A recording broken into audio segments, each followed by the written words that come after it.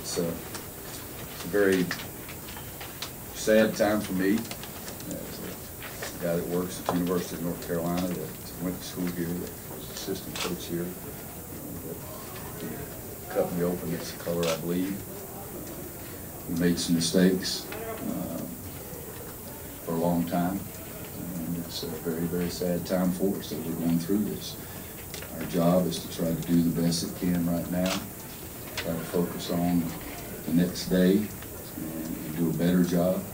I'm very proud of the way that this university is going to bounce back. I'm very proud of the way that the discussions that we've had, that we're going to try to bounce back. When I came here, it's hard to believe, 12 years ago. When I got here, it was in a little bit of turmoil. Emotionally, it was a very difficult time for me. I left a place that I'd loved. I've been in Kansas for 15 years and came here and I knew I had to win, but also had to get the family back together again. And that's what we tried to do. And we tried to care about the kids every day. Told them, if you do what I tell you to do, we'll play in the tournament. We had some t-shirts made up. Just play hard, play smart, play in March. There's no Ballard team that ever played in March. We did. After that year, told them that we gave some help and we had a chance to win the whole blessed thing. And we did. It was a proud, proud time for us. At the end of that year, Coach Holliday and I talked because we had so many guys in the same major, and I'm corny as all get out, but some of you are old enough to remember watching games, college football games on TV. And they'd introduce the players, and the players would say, Roy Williams.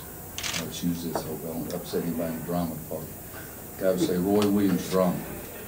Next guy would say, Steve Kirshner, drama. Next guy would say, Steve Robinson, drama.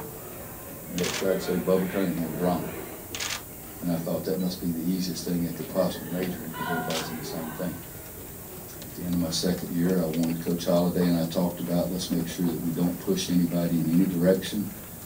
Let's make sure that we allow kids to choose their own major. I didn't like the fact that we had so many guys in the same major. I didn't think it made sense. People have different things that they like. We go in home at that time even more strongly and say, what would you like to major in? And we allowed the kids to choose any major. After our second year, I think the rest of that time, kids were moving through. We had one guy to major in African American Studies. Because I didn't like the clustering, and yes, they make very good grades. But I want our guys to be able to choose what they wanted to choose. And I thought we did a great job, and our kids did a great job. And somebody said, how can I say something that I said at another press conference when it's all the same answer. We let kids choose what they want to choose. If you ask Marcus Page, what did I tell him to major in, he'll say, I didn't. And that's the way you try to do it. So we thought we were doing the right thing, felt very comfortable about it. Our kids that were in the AFAM, I think our kids tried to do the right thing. I think the kids tried to do the work that they were assigned. I'm dumbfounded by everything that came out in the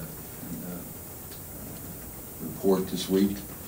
I know we had another discussion, and I told them I'd rather have my guys in a regular classroom setting, that are English, I guess, instead of independent study. When I was here, those first couple of years, independent study meant independent study, and that was not a stigma. And then when it came out, the first time I'd ever heard the term paper classes was in the last couple of years. It's the first time I'd ever heard that terminology, and the first time I'd asked somebody, are they talking about independent studies?